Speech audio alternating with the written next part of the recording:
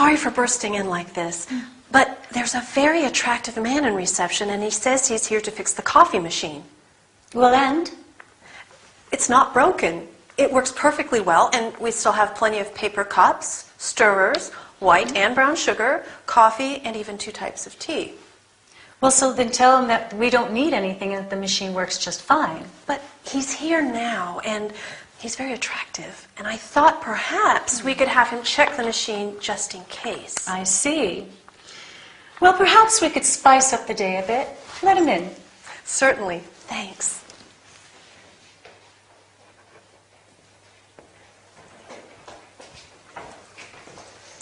This is Mrs. Cunningham, the boss. Good afternoon. Hi, Troy. Yeah, I'm here to repair the coffee machine. So Linda says. And where is it? We also have one of your vending machines with chocolates and biscuits. You see, Linda and I have a sweet tooth, but we also have certain dietary requirements. I see. Some of my clients are allergic to wheat, and some are vegans. Linda's a vegetarian, aren't you, Linda? Yes, yes I am. So, is it possible to have some wheat-free snacks and some that are suitable for vegans as well? Well, I'm not sure. I'm just a technician. I repair the machines. Well, perhaps we can have them send us a brochure with the products. Sure. And the coffee machine? No problem. It works just fine. But perhaps there is a small problem with the hot chocolate. It tends to be a bit watery. Is there any way to make it creamier? Let's have a look. Linda, why don't you show Troy where the machine is? Of course, Mrs. Cunningham.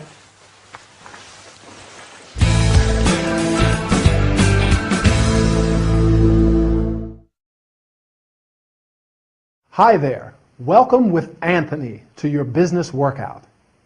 Ready for a training session? Or do you need a break instead? Today, we're taking a look at some vocabulary regarding coffee breaks at work. So let's get started. Many companies have a coffee machine. Do you have a coffee machine where you work? Or a vending machine that sells snacks and drinks? In Miranda's office, they have both a coffee machine and a vending machine.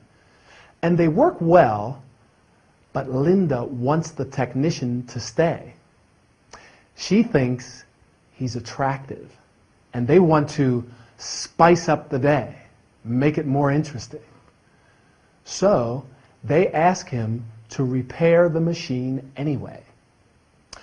Let's see now, what items does she mention when she talks about the coffee machine? Paper cups to drink out of.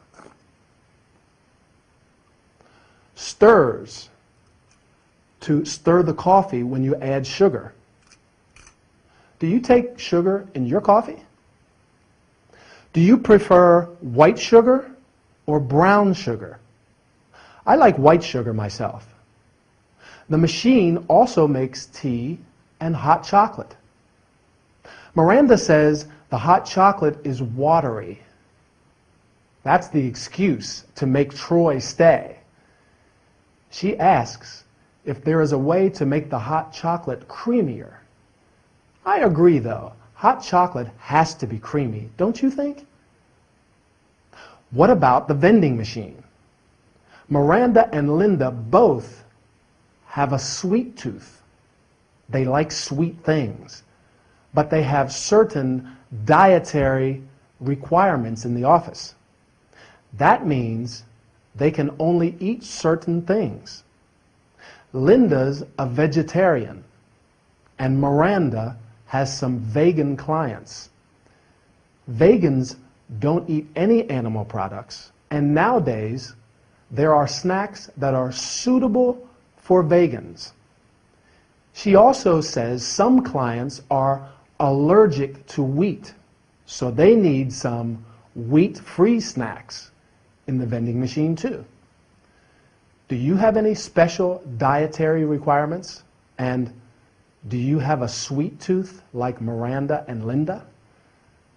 Come to think of it, a creamy hot chocolate and some biscuits sound very appetizing after this workout. Anyway, keep practicing. I'll meet you in the next training session. Well, I'm sorry to say that there are quite a few mistakes in this report of yours. Mistakes, are you sure? Yes. But Linda can type it again, right? Sure, she can, but I'm a bit worried about her, you know. Why? Linda is a high flyer, but these days she is working too much and she's making some embarrassing mistakes. Such as? Well, such as sending an email to Mr. Scorn instead of Mrs. Scorn. You know that couple going through the troublesome divorce. Can you imagine that? I see. Linda is a nice girl, but she is probably overworked, underpaid, and frustrated. Are you saying that I'm treating her badly? No, I just think that maybe she has too much to do, and she needs less work and more motivation. What do you suggest? Find another secretary. Are you joking? She handles my phone calls, she writes emails, she deals with the clients, and she speaks both German and Spanish fluently. I can't imagine working without her. Right, I know. It's hard without a good secretary. So? Try and do something to make her feel more motivated. Motivation and job satisfaction are at the basis of everything. For instance, give her something different to do and ask for her opinion from time to time. A pay rise is also a good idea. Well, sure. A pay rise is always a nice way to get what you want from an employee.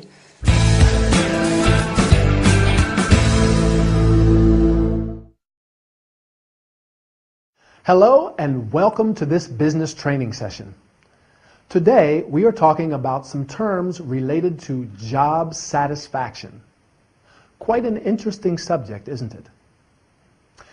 Just like Linda, more and more people feel less motivated and frustrated at work. As you can see, Linda is not satisfied with her job. When we talk about job satisfaction, we mean the feeling of happiness and success a worker gets from his job. Job satisfaction is also related to motivation. People are motivated when they have an interest or ambition that makes them want to succeed. The reason Linda does not have this motivation is probably due to the fact that she is overworked, which means that she has too much work to do, and underpaid, that is, paid too little for the work she does. She is probably also frustrated. You feel frustrated when you are angry and depressed because you cannot get what you want.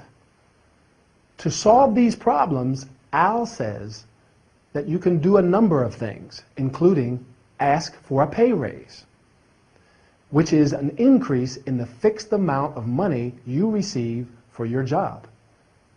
What about you?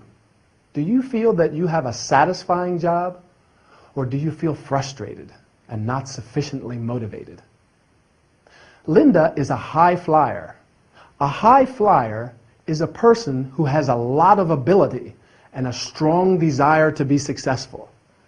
And because of this, people expect them to do a lot. Miranda says that Linda is snowed under with work.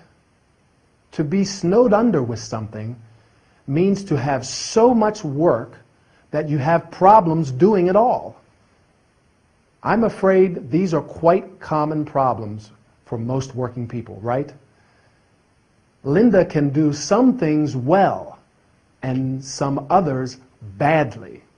Well and badly are both adverbs of manner.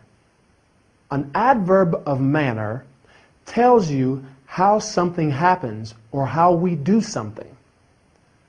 Some other examples of adverbs of manner are quickly, terribly, fast, happily, come quickly, oh, I'm terribly sorry. Anyway, I'm terribly sorry that our time is up, so I will quickly say goodbye. See you next time for another workout.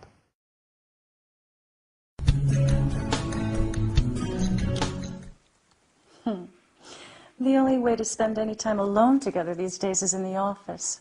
Yes, but it is interesting. At least we can have some privacy. Ray, honey, I have an appointment at 2. I want to have lunch first, and I don't want to... See, I show you affection, and you think about work. It's not my fault we don't spend any time together. You are a workaholic, Miranda. Me? Yes. In fact, you have such a full diary, you don't even have time to enjoy life. That's not true. I enjoy... Yes, it is. You are an ambitious achiever, and job satisfaction is important to you. But remember, the human factor is important too. Thanks, hon. I come here to relax and see my husband, and instead I feel like one of your patients. I care about your well-being. And I suggest you eat better too. Oh, Ray, please don't start. Stress causes people to eat unhealthy food. I like unhealthy food. Eating is one of life's greatest pleasures, and eating food I like is important too, isn't it, Doctor? Of course. Everything we eat has a certain vibration. And if we eat things that aren't in harmony with us, our bodies don't get the energy they need. Do you know what my body needs right now? Some Scottish rock oysters. Accompanied by a chilled glass of Chardonnay? You got it.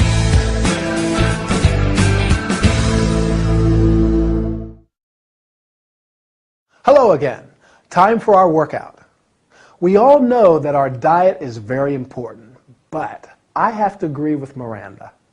Eating is one of life's greatest pleasures, so we have to enjoy it too.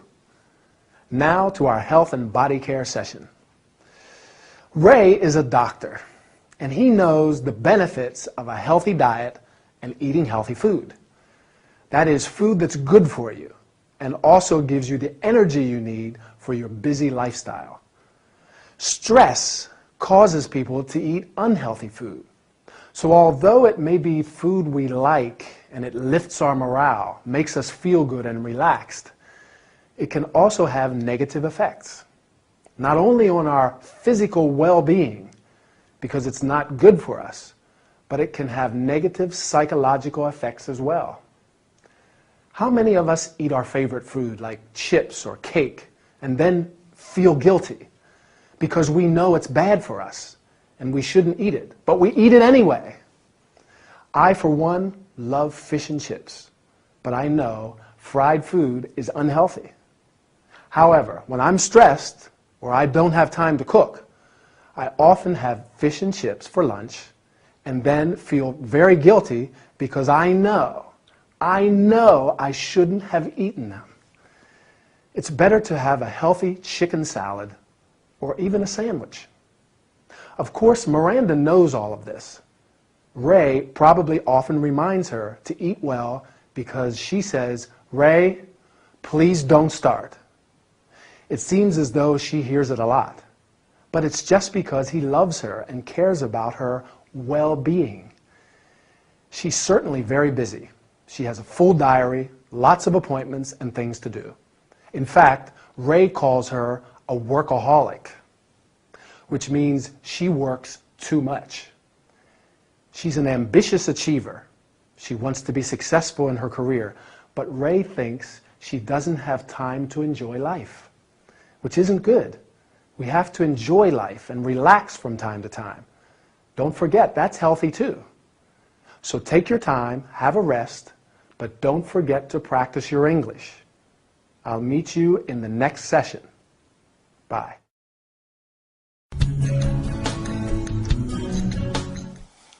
So, Linda, how do you feel? Not very well, actually. I'm under a lot of stress at the moment, and I'm always tired.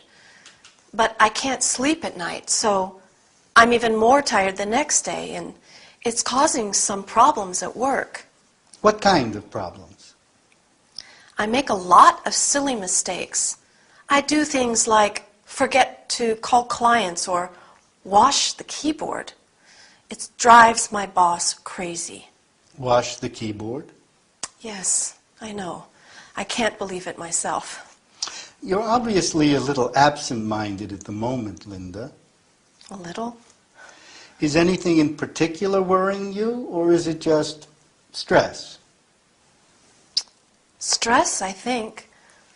But now I'm also worried about my job, and that does not help me sleep at night either. What can you tell me about your health? I'm basically healthy. I get sick, but just a cold or the flu. And what can you tell me about your lifestyle? It's basically healthy too. Do you smoke? No, I don't. Drink? No thanks. No. Do you drink? Oh, no. Yes, well, not much. I have a few glasses of wine if I go out for dinner. Do you, or does anyone in your family have a history of alcohol abuse? No, why? Do you think I drink too much? Absolutely not. I don't even know how much you drink. Besides, I like drinking wine myself. It's just one of the questions I ask all my patients, nothing personal. Right. Do you mind if I ask you a few more questions? No. Sorry. I'm sorry. I'm usually a calm, easygoing person. I'm not always so edgy. Please go on. Do you practice any sports? I like going jogging in the morning, but I hate waking up early, so I rarely go. You mentioned your boss. What can you tell me about him? Her. She's a woman. We have quite a good rapport. I enjoy working for her. She's hardworking, but demanding. Actually, she can be a bit of a dictator at times. Sounds like someone I know. Really? Who? Oh, my wife, Miranda. She's a lawyer, too. Oh, my God. We're talking about the same person.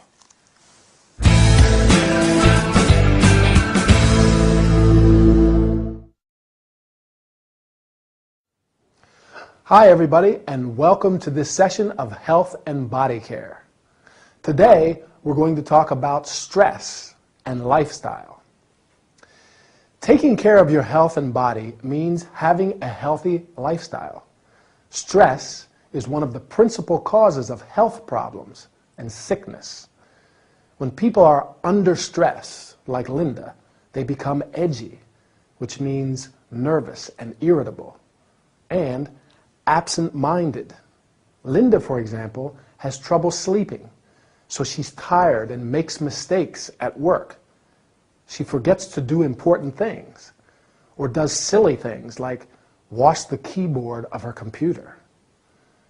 Do you get edgy and make mistakes like Linda when you're under a lot of stress? I know I do.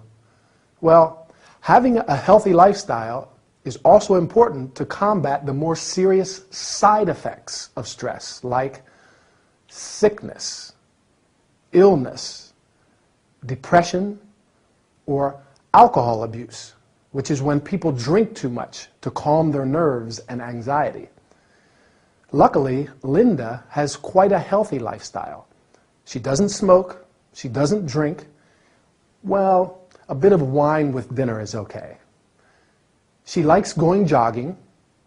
The only problem is that she hates waking up early. Me too. That's why I go to the gym in the evening. What about you? Do you exercise regularly? It's very important if we don't want to get sick or ill. I notice that when I exercise regularly, I feel much better, and I hardly ever get the flu. Sometimes I get a cold, but I just take lots of vitamins and sleep. That's also very important, getting enough sleep. Another important aspect to consider for a healthy lifestyle is your work environment. Do you have a good rapport with your colleagues and your boss? Linda has a good rapport with her boss. She enjoys working for her. She says she's hardworking but demanding. Is your boss very demanding, or are you demanding at work? Can you remember 2 adjectives Linda uses to describe herself? She says she's usually a calm, easygoing person. Easygoing, that means you are relaxed and tolerant. Are you easygoing or demanding? It's probably good to be a bit of both and not too much of either. Take care. See you again soon for another training session. Bye.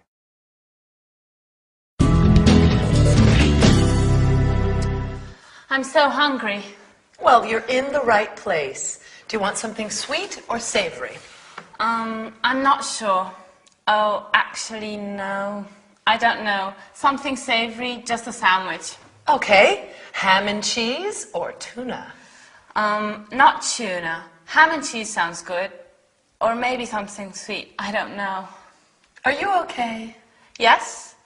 Well, I'm a little nervous. I have a date. Oh, I see. Anyone I know? I don't think so. His name's Rick. He's from Ireland. I love Ireland. Irish people are so friendly and fun. Well, I like him. I'm sure. So do you want something sweet to pep you up? Oh, no. I haven't got time, Em. I have to meet him in 20 minutes. Oh, God, help. Calm down. You can't go on an empty stomach. Let me make you a quick snack to take away, and you can eat it on your way there. Okay, yes, you're right. So, tell me, what's he like? Handsome? Very. He's tall, average build. He's got dark hair and green eyes. He's very shy and extremely creative. He's an artist. Oh, sounds perfect. He is. Going away? Oh, I wish. I need a holiday, just to get away from it all. I'm tired of London. I'd like to go on a trip somewhere. To the seaside? Yes, a seaside holiday on a beautiful, deserted beach and sleep under the stars. Or even to the mountains and spend a week camping out in the wild. A trekking holiday? That's not very relaxing. But it's different. You don't have to take the bus and the tube and walk through busy streets. Even a sightseeing holiday sounds wonderful right now. Anything, just not here. Your sandwich is nearly ready. Would you like a quick glass of wine? A glass of wine, just what I need.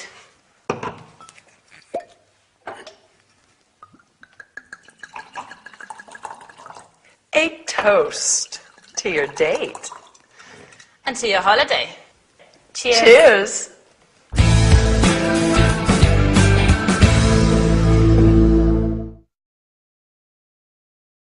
Welcome back. Ready to start working out? Great. Our main topics today are food and holidays, but we've quite a lot to cover, so let's get started. Did you see our episode? Sarah has a date with a handsome Irish boy, Rick, and she's very nervous, isn't she? She doesn't want to be late to meet him, but she's hungry. Do you remember what Sarah says about Rick? That he's shy and creative. Well, he is an artist after all. And to describe him physically, she says he's tall and average build, which means he's neither fat nor thin, and he's got dark hair and green eyes. Emily tells her that she can't go on an empty stomach without eating anything, so she prepares a quick snack for her to take away. But poor Sarah's so nervous that she can't even decide if she wants something sweet or savory. In the end, Emily prepares something savory, a ham and cheese sandwich to take away. While Sarah's dreaming about Rick, Emily is dreaming of a holiday. She wants to go on a trip somewhere because she's bored of London. Difficult to imagine someone being bored of London, but it happens when you live and work in a place for a long time. She wants to get away from it all. Do you ever feel like that? That you need a holiday and want to get away from it all, even just for a week? A seaside holiday on a beautiful deserted beach always sounds good when you want to relax. Emily talks about sleeping under the stars. Sounds romantic, doesn't it? To sleep in the open at night and just see the stars all around. She also likes the idea of a trekking holiday in the mountains. Not quite as relaxing because trekking means physical exercise, but spending a week camping out in the wild sounds exciting too. She's so desperate to get away that she says even a sightseeing holiday sounds wonderful.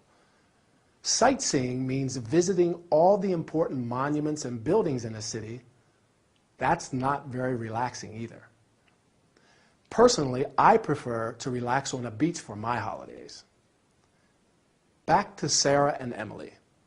They make a toast at the end to wish each other luck. Not the kind you can eat. But when you touch glasses with someone, look them in the eyes and say cheers. So, shall we make a toast? A toast to your English, which I'm sure is getting better. See you soon. Take care.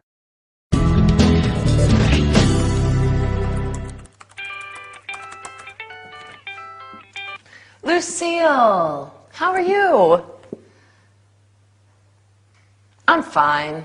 I'm a bit tired, maybe. This week we have a lot of work to do. You're right. I am overworked, and I need a break. Well, let me think about it. Thanks for calling. Bye.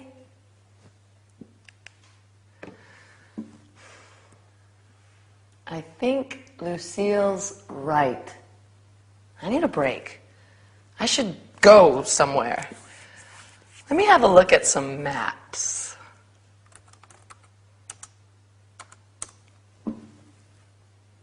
Russia. India? China? Japan?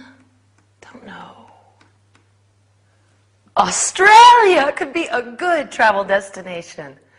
I can book a flight right now. Let me see. Okay. Cheap flights to Australia. Flying from London Heathrow and flying to Melbourne. Departure date. Oh, I don't know. Maybe the 30th of December. It's summertime over there. Maybe I can wear my bikini on New Year's Eve. Return date. 25 January. Passengers 1 adult, no children. Good. Search now. 1,300 pounds? Not so cheap. Let me see if taxes and fees are included. Still too expensive. Can't imagine the cost plus accommodations. What are some other options? Maybe a package tour is more convenient.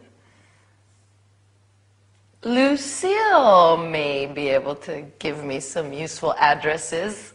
She always has to travel for her job. Lucille? Sorry, it's me again. I am looking for a package tour to Australia. Can you give me some useful addresses? Yes. Okay, I'm ready. www.globaltours.com www.adventuretours.com/packages. Oh,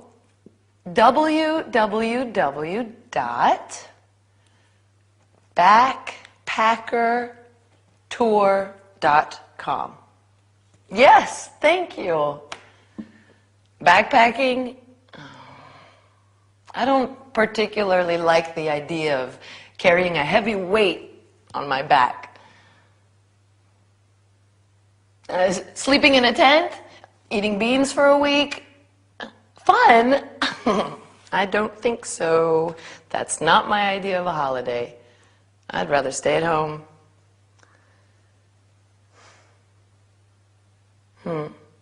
Well, thank you anyway, Lucille. Maybe staying at home is a better idea. Bye.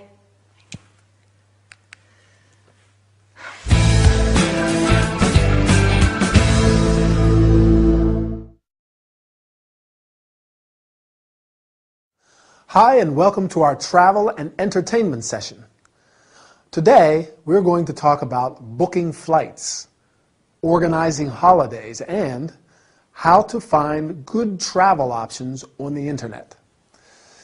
Just like most of us, Emily is overworked, which means that she has too much work to do and needs a break. That is a short period of rest. First, you have to decide on your travel destination. Then, just like Emily, you can search the internet for cheap or low-cost flights. When searching the internet, you can either type in what you are looking for or use a specific internet address. When it's a www. Internet address, you say www.globaltours.com or www.adventuretours.com/packages, for example. After opening a web page, you must insert the information required. You have to specify where you are flying from, where you want to depart from, and where you are flying to, your destination. You must also indicate your departure and return dates. That is, when you want to leave and when you want to come back.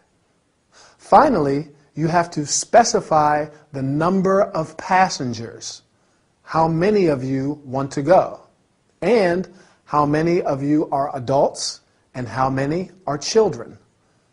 When you click on the search button, you see the available flights and what the flight fares are. That is, the money you have to pay for the flight.